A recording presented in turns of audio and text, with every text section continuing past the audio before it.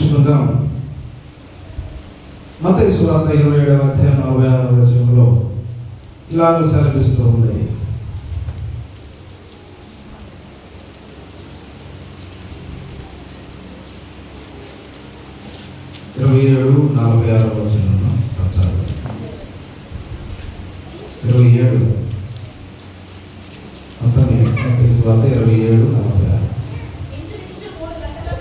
ఇంచుమించు 3 గంటలప్పుడు యేసు ఏలీ ఏలీ లామా సబక్తా అని బిగ్గరగా కేక వేసిన ఆ మాటకు నా దేవా నా దేవా నన్నెందుకు చేయి విడిచితివి అని అర్థము. నేను ఇంతగా శ్రమపడటానికి, నేను ఇంతగా తొలువల మధ్య వేలాడటానికి నన్ను ఎందుకు చేయి విడిచితివయ్యా? నేను యాతన పడుచున్నాను, నేను శ్రమ పడుచున్నాను, తొలువల మధ్య వేలాడుచున్నావు, ఎందుకు నన్ను చేయి విడిచావయ్యా? నా తండ్రితో అడుగుతున్నాను. దానికన్నా గెలిచిన తోటలో ఎదుగునైనా నీ చిత్తమైతే ఈ పాత్రను నా దగ్గర నుంచి తొలగించు. ఆయన చిత్తమై ఉన్నది. ఇక్కడ ప్రభువారు అడుగుతున్నారు, క్రీస్తు వారు అడుగుతున్నారు, అయ్యా ఎందుకు నన్ను చేయి విడిచితివి? ఎందుకు చేయి విడిచావు? ఇది నీ చిత్తమైతే అలాగే, కానీ ఎందుకు చేయి విడిచి ఉంటారు? ఎందుకు చేయి విడవలసి వచ్చింది? మనం ఇంకనూ పాపంగానే ఉండగానే ఈ పాపం నుండి మనము విడుదల పొందాలని ఆయనను చేయి విడిస్తేనే మనం ఇక్కడ విడుదల పొందుకుంటామని ఆయన ఉద్దేశమై చేయి విడవలసి వచ్చింది. హెబ్రీయులకు రాసిన 2:15 ఒకసారి చూద్దామా. ఎందుకు చేయి విడిచాడు? కాబట్టి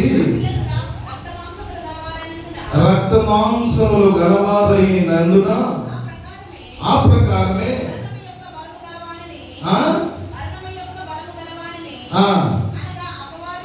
అనగా అపవాదిని మరణము ద్వారా నశింపజేయుటకును జీవితకాలమంతయు మరణ భయము చేత దాస్యమునకు, పాపమనే దాస్యమునకు విడిపించుటకును ఆయన ఎందుకు విడవలసి వచ్చింది? ఆయన కూడా మానవుడి శరీరము రక్త మాంసము ధరించిన వాడై ఎవరు చేయలేనటువంటి కార్యము ఆయన మాత్రమే చేయవలసి ఉన్నది. కాబట్టి ఆయన మాత్రమే చేయాలి. కాబట్టి ఇదిగో పాపమైనటువంటి బంధకముల చేత ఉన్న మనలను విడిపించడానికి ఆయన చేతిని విడవలసి వచ్చింది. ఇదిగో పాప బంధకంలో ఉన్నారు కదా, ఆయన పట్టుకొని నా దగ్గర ఉంచితే మీకోసం రక్తం కార్చి చనిపోవలసిన వ్యక్తి నా దగ్గరకు వచ్చేస్తే పరలోకంలోకి ఆయనకు వెళ్తే కార్యము చేయవలసిన వారు చేయాలి. కాబట్టి ఆయన చేతిని నేను విడవలసి, శాశ్వత కాలమైనటువంటి బంధకం నుంచి, శాశ్వత కాలమైనటువంటి పాపమైనటువంటి బంధకాల నుంచి విడిపించాలంటే రక్త మాంసములు కలిగిన వ్యక్తి మన కోసం త్యాగమై ఉండాలి. ఆ త్యాగమైనటువంటి వ్యక్తి అంటున్నాడు, తండ్రి నీ చిత్తమైతే నా ఇంటి నుంచి నిన్ను తొలగించమన్నాడు. తొలగించమనలేదు. కారణం ఏంటంటే నీకు శాశ్వతమైనటువంటి పాపము నీ నేర్చున్నది. శాశ్వతమైన బంధకాలను నీవు ఉన్నావు. కాబట్టి ఆ బంధకాల నుంచి విడిపించబడాలంటే అదిగో ఆయన పట్టుకున్న చేతిని విడవాలి. ఎందుకంటే అయ్యా తండ్రి, నా దేవా నా దేవా నన్నెందుకు చేయి విడిచాడు? మొట్టమొదటిగా పరలోకపు తండ్రితోటి అంటున్నాడు. మొదటి అన్నాడు, తండ్రి మీరేమి చేయించున్నారు? మన కోసం అంటున్నాడు. ఏమంటున్నారు? మన కోసం మీరేం చేస్తున్నారు తెలియదు, నన్ను పిడిగుద్దులు పొందుతున్నారే, ఇదిగో చేసిన స్వస్థత కార్యంలో తిన్నటువంటి అద్భుతంగా తిన్నటువంటి ఆ రొట్టెలు, ఆ యొక్క చేపలు, అనేకమైన అద్భుతములు చూసి ఉన్నారు. మీరందరూ మళ్ళా కళ్ళు మూసుకొని రాళ్ళతో కొట్టడానికి సిద్ధపడి ఉన్నారు. మీరేమి చేయించున్నారు? మీరే మొదటిగా అంటారు, అయ్యా మీరేం చేయించున్నారు? మీరేం ఇప్పుడు అయ్యా ఎందుకే నాకు నా చేతిని విడిచారు? అయ్యా చేతిని విడవలసి వచ్చింది. అయ్యా ఒక చిన్న కథ ఒకటి సముద్రంలో మంచి పడవ, పెద్ద పడవ వెళ్తూ ఉంది. పెద్ద పడవ వెళ్తూ ఉంటే ఆ పడవలో అనేక మంది, పడవ నిండా అంటే షిప్ అనుకోండి, ఆ షిప్ నిండా యాత్రికులు, ప్రయాణికులు చాలా మంది ఉన్నారు. ఆ దేశం నుంచి వేరే దేశానికి యాత్ర చేయించున్నప్పుడు అనుకోకుండా ఆ ఓడ అడుగు భాగాన చిన్న రంధ్రము ఏర్పడింది. ఆ రంధ్రము ఓడలోని నీరు వస్తుంది. ఇది గమనించినటువంటి ఆ ప్రయాణికులు అందరూ అల్లాడిపోతూ ఉన్నారు. అయ్యో, ఓడలోనికి నీరు వస్తుంది, మనం మధ్యలోనే మునిగిపోతాం, చనిపోతామేమో. ఈ ఓడ మధ్యలో మనం చనిపోవాల్సి వస్తే ఇక మన యాత్ర చేస్తున్నాం కదా, ఆనందంగా చేసుకుంటున్నాం కదా, ఆ ఆనందం అంతా నశించిపోతుంది. మన బంధువుల దగ్గర చేరతామో లేదో, మన యొక్క స్నేహితుల దగ్గర చేరతామో లేదో, మన గమ్యానికి మనము చేరతామో లేదో అని ఆ ప్రాణాలంతా గుప్పిట్లో పెట్టుకుని ఓడలో ప్రయాణం చేస్తూ ఉన్నారు. ఓడలకు నీళ్లు వస్తున్నాయి, ఎన్ని అడ్డు పెట్టినా ఓడలో నీళ్లు రావడం ఆగలేదంట. ఆ ఓడ నడిపే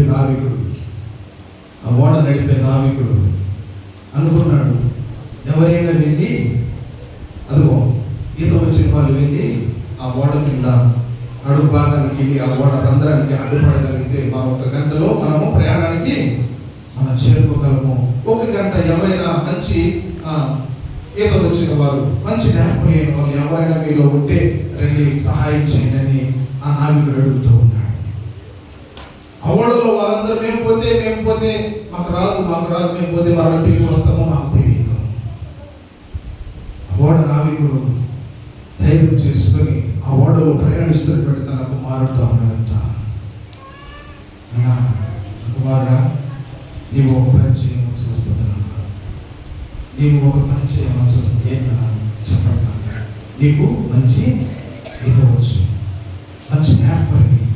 అయితే నేను వెళ్తే ఈ ఓడని క్షేమంగా చేర్చే నావికుడు లేడు, నీకు అనుభవం లేదు. నీకు చేయవలసిన ఒక కార్యక్రమం ఉంది. నీవు ఉన్న పొలాన్ని వెళ్ళి ఆ ఓడ కిందకి భాగానికి వెళ్ళి, అంటే సముద్రంలో ఒక లోపల ఓడ లోపల సముద్రం బయటకు తిరిగి ఆ బయట నుంచి వస్తున్న నీరుకి నీవు అడ్డుపడాలి. 1 గంటలో మనము క్షేమంగా వెళ్ళిపోతాం. ఆలోచించాడు. ఎంతో మంది ప్రాణాలు ఆ ఓడలో ఉన్నాయి. తండ్రి ఆవేదన పడుతూ ఉన్నాడు, అయ్యో నన్ను నమ్మి మీరందరూ ఓడలోకి వచ్చి ఉన్నారు, ఈ ఓడలో ఉన్న వారందరినీ క్షేమంగా ఒడ్డుకు చేర్చాలి. 1 గంట నా కుమారుడు ఓపికపడితే చాలు. కుమారుడు అనుకున్నాడు, తండ్రి మాటకు లోబడి ఉన్న ఫలానా సముద్రంలో దిగి ఎక్కడైతే పొగలు వచ్చిన పొగల దగ్గర కుమారుడు అడ్డుపడ్డ సమయం నుంచి ఓడలో నీరు రావడం ఆగిపోయింది. కుమారుడు ఊపిరి బిగబట్టాడు. తండ్రి గమనించి ఓడను వేగంగా నడపడం ప్రారంభించాడు. ఎంత నడుపుకున్నా ఓడ వెళ్తుంది తప్ప ఒడ్డు దగ్గరికి రావడం. చివరికి చేరుకున్నాడు. గంట తర్వాత చేరుకున్న తర్వాత ప్రయాణికులందరూ ఉల్లాసంగా ఆనందంగా గంతులు వేయచ్చు, అందరూ ఒడ్డుకు చేరారు. అక్కడ పోయి ప్రయాణికులు అడుగుతున్నారు, అయ్యా ఓడ తట్టుపడ్డ ఈ కుమారుడు ఎలా ఉన్నాడు ఒకసారి చూడండి. తండ్రికి తెలుసు నా కుమారుడు బ్రతకడని, తండ్రికి తెలుసు వీరందరి క్షేమం కోసం నా కుమారుడు నేను ఇప్పుడు వెలపెట్టవలసి వచ్చిందని. తండ్రికి తెలుసు ఆ కుమారుడు వల్ల వీరందరూ క్షేమంగా ఉన్నారని.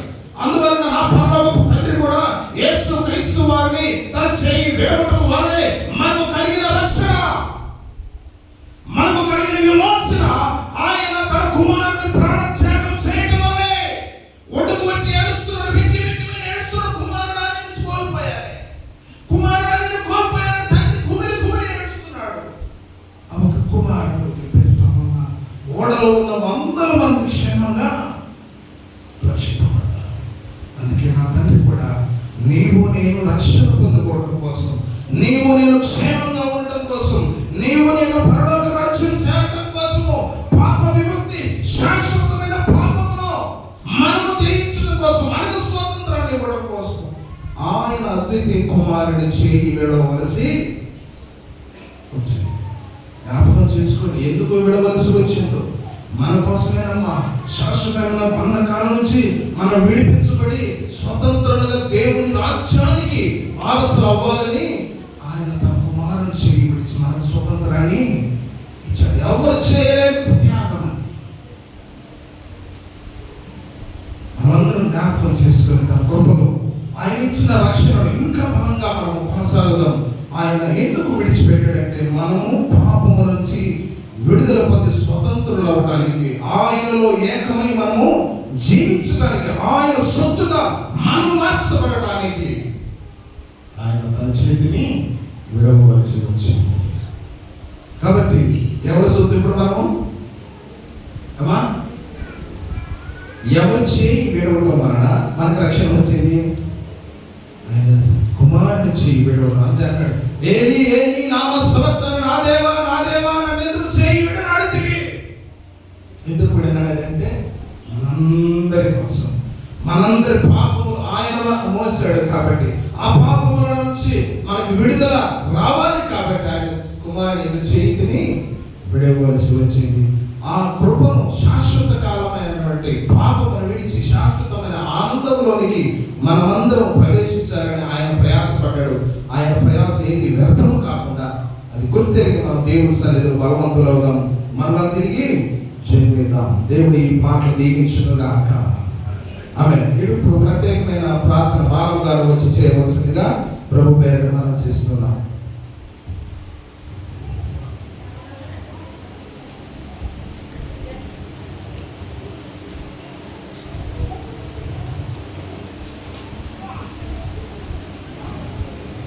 అతని ప్రత్యేకమైన ప్రార్థన పల్లవి శరణం మరి